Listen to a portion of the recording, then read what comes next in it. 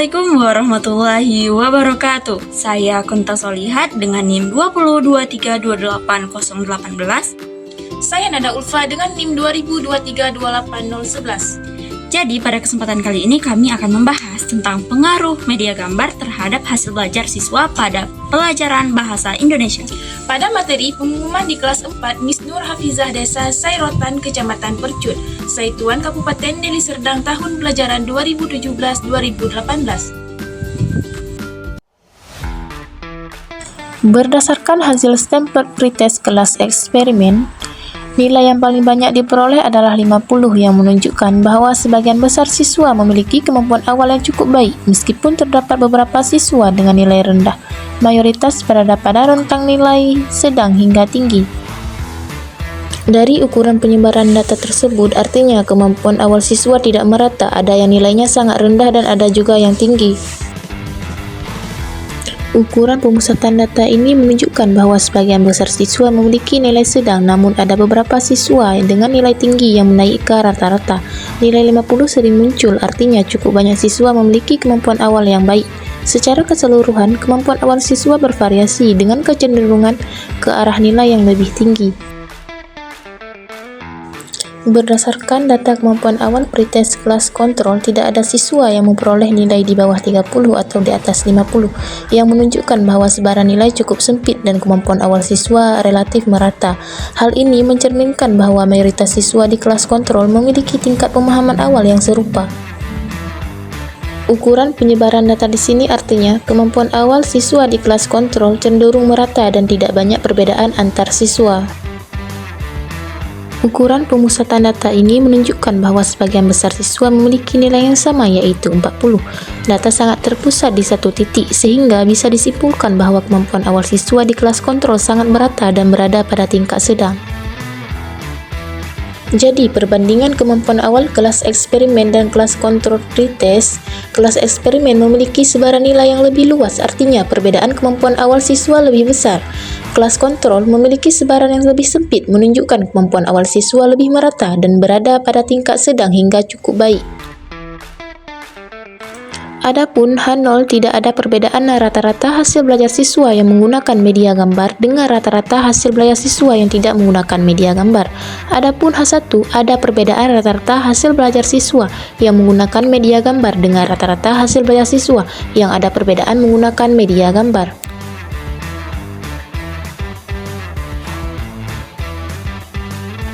Karena T hitung lebih kecil dari T tabel, maka H0 tidak ditolak. Selanjutnya, uji hipotesis rata-rata kemampuan akhir atau post-test hasil belajar, yaitu berdasarkan data post-test, nilai siswa kelas eksperimen bervariasi dari 50 sampai 100.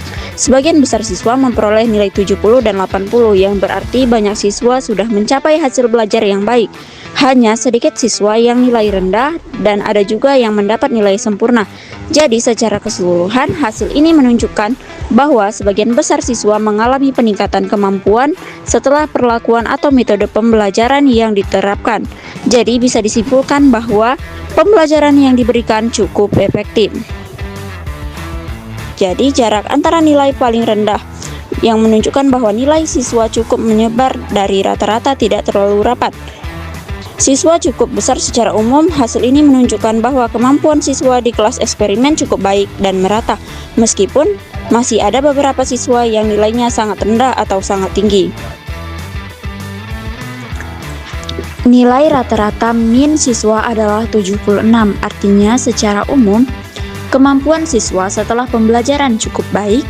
Nilai median adalah 80, yang berarti setengah dari siswa mendapat nilai 80 ke bawah dan setengah lagi 80 ke atas.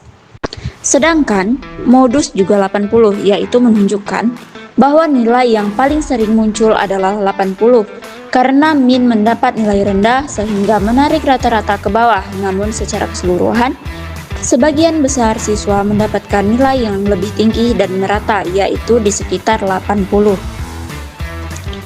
Dari 25 siswa, sebanyak 8 siswa mendapatkan nilai 60, menunjukkan masih ada sebagian siswa yang nilainya tergolong rendah. Sebanyak 13 siswa mendapatkan nilai 70 dan ini menunjukkan Jumlah terbanyak yang menunjukkan bahwa mayoritas siswa mendapat nilai 80, menandakan bahwa hanya sedikit siswa yang mencapai nilai tinggi. Secara keseluruhan, nilai siswa cenderung terkumpul pada angka 70, yang berarti hasil belajar siswa cukup merata dan dominan di tingkat sedang. Nilai median Q2 adalah 70, artinya setengah dari siswa memperoleh nilai 70 ke bawah dan setengahnya lagi 70 ke atas. Kuartil 1 atau Q1 yaitu 60, menunjukkan bahwa 25% siswa berada di nilai 60, sementara kuartil 3 atau Q3 adalah 70. Artinya, 75% siswa memiliki nilai 70 ke bawah. Selanjutnya, nilai terendah adalah 60 dan tertinggi adalah 80, dengan rentan nilai yang tidak terlalu lebar, yaitu hanya 20 poin simpangan baku sebesar 6,63, menunjukkan bahwa penyebaran nilai siswa dari rata-rata tidak terlalu jauh. Varian sebesar 44 juga terkuak bahwa perbedaan antar siswa tidak besar. Bahwa secara umum hasil belajar siswa berada di kisaran nilai tersebut. Median dan modus sama-sama bernilai 70, yang berarti nilai tengah dan nilai yang paling sering muncul adalah 70. Ini menunjukkan bahwa sebagian besar siswa mendapat nilai di sekitar angka 70, karena rata-rata sedikit lebih rendah dari median dan modus. Bisa disimpulkan bahwa ada beberapa siswa yang mendapatkan nilai lebih rendah, sehingga menarik rata-rata menjadi lebih kecil. Namun, secara keseluruhan, kemampuan siswa cenderung berada di tingkat sedang dan merata. Jadi, perbandingannya, kelas eksperimen menunjukkan hasil belajar yang lebih tinggi dan bervariasi dengan banyak siswa mencapai nilai di atas 80. Sedangkan kelas kontrol memiliki hasil belajar yang lebih rata tapi lebih rendah dengan nilai terbatas di kisaran 60 sampai 70. Jadi, ini menunjukkan bahwa perlakuan atau metode pembelajaran yang diberikan kepada kelas eksperimen efektif karena meningkatkan nilai dan memungkinkan siswa mencapai potensi maksimalnya. 0 adalah tidak ada perbedaan rata-rata hasil belajar siswa yang menggunakan media gambar dengan rata-rata hasil belajar siswa yang tidak menggunakan media gambar. Sedangkan H1 adalah ada perbedaan rata-rata hasil belajar siswa yang menggunakan media gambar dengan rata-rata hasil belajar siswa yang menggunakan media gambar.